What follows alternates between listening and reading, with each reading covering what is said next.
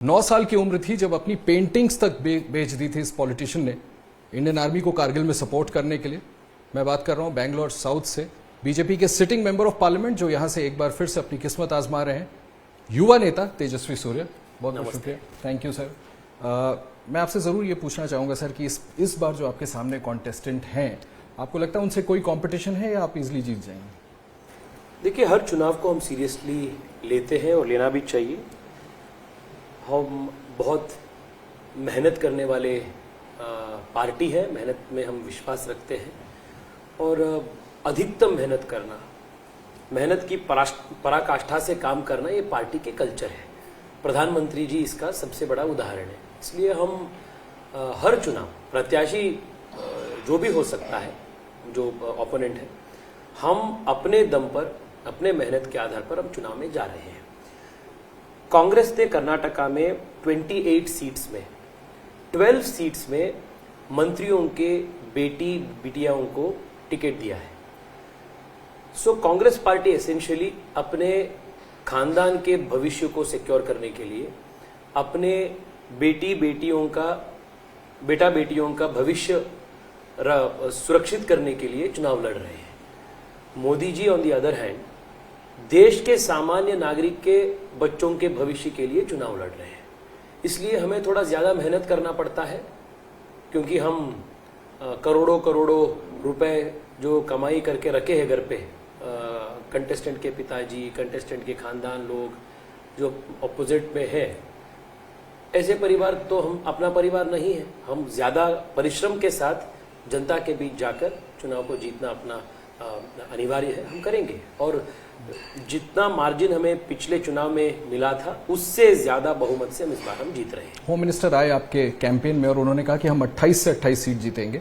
जिसके बाद deputy chief minister से मेरी बात हुई, उन्होंने कहा कि बीजेपी के लिए डबल फिगर टच कर पाना इस बार मुश्किल होगा। 4 तारीख तक वेट कर दीजिए सर, सब साफ हो जाएगा। आपको क्या लगता है सर, प्रेवलेंट ज्यादा इंपॉर्टेंट कोर इश्यूज यहाँ कौन से हैं जिन पर कर्नाटक और देश की जनता वोट डाल रही है? सर, देश में वो कर्नाटका हो, क्योंकि ये देश का चुनाव है, वो कर्नाटका हो या देश के किसी प्रदेश हो, चुनाव में एक ही मुद्दा है। अगले 5 साल के लिए देश के नेतृत्व कौन करना है, देश के प्रधानमंत्री कौन बनना है। बीजेपी और एनडीए ने एक बहुत क्लियर लीडरशिप ऑप्शन देश के सामने हम रखे हैं मोदी जी के रूप में। विपक्ष का नेतृत्व कौन है, कौन करेगा देश का नेतृत्व? अगर इंडिया अलायंस कहता है कि हम चुनाव के बाद तय करेंगे। वही हम बोल रहे हैं ना कि हर साल के लिए एक नया मुख्य प्रधानमंत्री। अपने आप क्लैरिटी नहीं है। पिनराई विजयन राहुल गांधी को जेल भेजना चाहते हैं, राहुल गांधी पिनराई विजयन को जेल भेजना चाहते हैं। शरद पवार और उद्धव ठाकरे के बीच में ठीक संबंध नहीं है। ऐसा जो गठबंधन है, इस प्रकार के गठबंधन के हाथ में क्या हम देश दे सकते हैं क्या? ये सबसे इंपॉर्टेंट चुनावी मुद्दा है। दूसरा मुद्दा यह है कि पिछले 10 साल में देश जिस प्रकार से बदला है, देश में जिस प्रकार से सत्ता परिवर्तन, व्यवस्था परिवर्तन, हर प्रकार के परिवर्तन पिछले 10 साल में जो हुआ है, ये भी देश देखा है। सो देश के जनता बहुत स्पष्ट है कि देश अगर आगे बढ़ना चाहते हैं और देश के भविष्य की दृष्टि से हम बात करें तो देश को एक सुदृढ़ सरकार की जरूरत है, स्टेबल सरकार की जरूरत है। और मोदी जी जैसे युग पुरुष, उनके नेतृत्व देश को अनिवार्य है। इतना ही है चुनाव का। एक इशू जो भारतीय जनता पार्टी बड़े अग्रेसिवली उठा रही है सर, वो सैम पिट्रोडा साहब के बयान के बाद इनहेरेंट टैक्स वाले मसले को लेकर के कांग्रेस कह रही है कि आप इशू को डाइवर्ट करने की कोशिश कर रहे हैं, कोर मुद्दों से भटका रहे हैं, जबकि Sam Pitroda he did not mean what he said. आपका क्या कहना है इसमें? Sir, what is the core issue? अगर ये कोर इश्यू नहीं है तो कांग्रेस के हिसाब से कोर इश्यू कौन सा है? हम देश के विकास के बारे में हम बात रख रहे हैं। 2047 तक हम कैसे विकसित भारत कर सकते हैं, इसके बारे में हम बात कर रहे हैं। देश में गरीबी को कंप्लीट हम कैसे हटा सकते हैं। हम जैसे पिछले 10 साल में 25 करोड़ जनता को गरीबी से हम मुक्ति दे पाए हैं, वैसे और तेज गति से समृद्धि देश में कैसे ला सकते हैं, इसके बारे में हम बात कर रहे हैं। ये भटकाने का बात, ये इनहेरिटेंस टैक्स का बात, ये सब इतने कॉम्प्लिकेटेड इश्यूज है, जनता को ये सब चीज समझ में ही नहीं आएगा on the face of it. और इसलिए कांग्रेस ऐसे मुद्दों को उठाकर देश को और देश के जनता को कंफ्यूज करने का एक प्रयास कांग्रेस पार्टी ने कर रहा है। और ये जिस प्रकार से ये जो रीडिस्ट्रीब्यूशन ऑफ वेल्थ है, हर व्यक्ति का सर्वे करना, उनके पास कितना मेहनत से वो पैसा कैसा कमाया है, उसमें 50% सरकार कब्ज करना, इस प्रकार का सोच जो है ये कम्युनिस्ट सोच है। और विश्व के इतिहास में हम रशिया में, कम्युनिस्ट चाइना में, फिडेल कैस्ट्रो के क्यूबा में करोड़ों करोड़ों लोगों का मृत्यु इस प्रकार के सोच से और इस प्रकार के सोच के कारण से हुआ है। So Congress party in essence wants to throw the country into anarchy and chaos. और कांग्रेस सत्ता के लिए कुछ भी करने के लिए तैयार है जी। बहुत सतर्क रहना है हमें। मेरे आखिरी के 2 सवाल हैं सर, क्योंकि आप कैंपेन में बिजी हैं। राहुल गांधी जी ने आज जिस भाषा का इस्तेमाल किया उसको लेकर के बीजेपी इशू रेज कर रही है कि राहुल जी ने पीएम के बारे में बोला कि वो ऐसा करता है, वो ऐसा सोचता है, जब हारने लगता है तो इन बातों की बात करता है। इस भाषा का जो प्रयोग हुआ है, इस पर आपका क्या? सर, पॉलिटिक्स में भाषा का एक गरिमा रखना बहुत जरूरी है, एक मर्यादा रखना बहुत जरूरी है। पर कांग्रेस पार्टी ने आज से नहीं, सोनिया गांधी जी के मौत के सौदागर टिप्पणी से लेकर आज तक प्रधानमंत्री जी के ऊपर सिर्फ निजी टिप्पणियां ही की है और बहुत नीचे स्तर के शब्द प्रधानमंत्री जी के खिलाफ कांग्रेस पार्टी लगातार यूज करते आए हैं।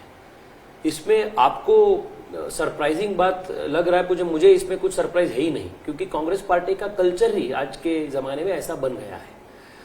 सो एक कांग्रेस पार्टी जिस प्रकार से फ्रस्ट्रेटेड है, कांग्रेस पार्टी जिस प्रकार से डेस्परेट है, ये इन सब चीजों से दिखने में मिल रहा है। प्रधानमंत्री के मंगलसूत्र, घुसपैठिए, मुसलमान, इस बयान को कांग्रेस ने बहुत रेज किया। वो कह रहे हैं कि कोर इश्यूज से डाइवर्ट करके हिंदू मुसलमान करके चुनाव जीतना चाहते हैं। सर, रीडिस्ट्रीब्यूशन ऑफ वेल्थ, ये इस मुद्दा कौन उठाया? और 10 साल पहले जब प्रधानमंत्री के रूप में मनमोहन सिंह जी की सरकार थे, मनमोहन सिंह जी सरकार चला रहे थे, तब देश के रिसोर्सेस के ऊपर सबसे पहला हक मुसलमान को होना है। ये कौन बोला था? ये मनमोहन सिंह जी का ही बयान था। प्रधानमंत्री जी ने सिर्फ रिकॉलेक्ट किया है। सो अगर इसके ऊपर आक्रोश किसी कांग्रेस पार्टी ने व्यक्त करना है तो कांग्रेस पार्टी मनमोहन सिंह जी के बयान पर आक्रोश व्यक्त करना है। और ये सबसे इंटरेस्टिंग चीज ये है सर, अगर इस देश के प्रधानमंत्री वो कांग्रेस पार्टी से होता है और वो बोलते हैं कि देश के संसाधनों के ऊपर हक मुसलमान का होता है, आप लोग इसको सेक्युलरिज्म कह देते हैं। अगर बीजेपी के प्रधानमंत्री ये कहते हैं कि देश के संसाधन मुसलमान के हाथ में नहीं होना है, इसके बजाय देश के हर गरीब के ऊपर उसका हक है, ये कम्युनल बन जाता है। सर, ये बहुत विरोधाभास है। सर, यहाँ पर जो नेहा मर्डर हुआ उसको लेकर के बीजेपी ने उसको लव जिहाद का मामला कहा, कांग्रेस कह रही है हम बीजेपी ने नहीं कहा जी, नेहा जी के पिताजी ने कहा कि ये लव जिहाद है। कांग्रेस ने बाद में नेहा जो मृत्यु हुई है बच्ची, उनके कैरेक्टर असैसिनेशन कांग्रेस ने किया, अगेन वोट बैंक पॉलिटिक्स के लिए।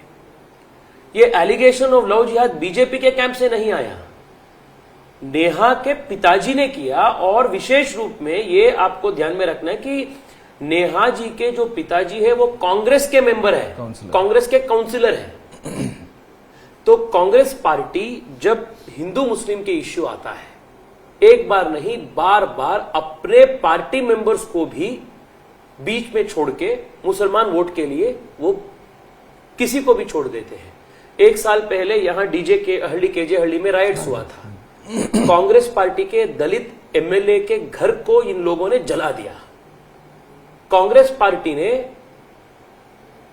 जो मुसलमान ये चीज किए थे उनके खिलाफ कुछ एक्शन नहीं लिया, पर अपना दलित एमएलए को पार्टी से हटाया जिसका घर जला गया था। आज भी नेहा हिरेमठ के केस में नेहा हिरेमठ कांग्रेस फैमिली से आते हैं, उनके पिताजी कांग्रेस के काउंसिलर हैं, पर कांग्रेस पार्टी उनके पक्ष में खड़ा नहीं है। नहीं, आप कह रहे हैं कि हम कैपिटल पनिशमेंट मांगेंगे कोर्ट में फास्ट ट्रैक करा के। वो कराइए ना, पर आप वो सब करने से पहले ही, इन्वेस्टिगेशन होने से पहले ही आप विक्टिम का कैरेक्टर असैसिनेशन क्यों कर रहे हैं? लड़की के ऊपर गलती क्यों आप डाल रहे हैं? आप इसलिए डाल रहे हैं क्योंकि आप जो वोट बैंक है आपका, उसको आप संरक्षित करना चाहते हैं। सो छोड़ दीजिए सर, कांग्रेस पार्टी के ऊपर कितना बात करना है, वेस्ट ऑफ टाइम हो गया।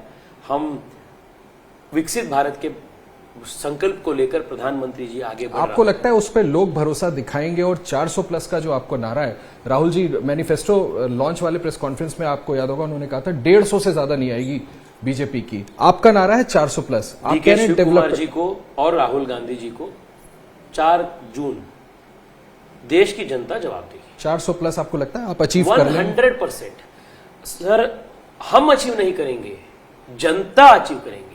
ये चुनाव बीजेपी नहीं लड़ रहा है, मोदी जी नहीं लड़ रहे हैं, इस चुनाव को जनता लड़ रही है। 2014 में अपना लक्ष्य था 272 प्लस, जनता ने उससे बड़ा नंबर हमने दिया, 282 पार्टी को दिया। 2019 में 300 पार था, 303 पार्टी जनता ने पार्टी को दी। इस बार 400 हम मांग रहे हैं। मुझे पूरा विश्वास है जनता 400 से ज्यादा सीट देंगे। बहुत बहुत शुक्रिया, बहुत बहुत धन्यवाद तेजस्वी जी। आप कैंपेन में बिजी हैं, आपने वक्त दिया, बहुत बहुत शुक्रिया तेजस्वी जी, जिनका क्लेम है कि हर कीमत पर जनता चुनाव लड़ रही है। कांग्रेस या राहुल गांधी जो भी कह रहे हैं, पूरा भरोसा है कि इस बार एनडीए बीजेपी मोदी के नेतृत्व में, प्रधानमंत्री मोदी के नेतृत्व में 400 पद प्लस जो एम है उसको हासिल करेगी। कैमरामैन मोहित के साथ आशीष कुमार सिंह, एबीपी न्यूज, बेंगलुरु।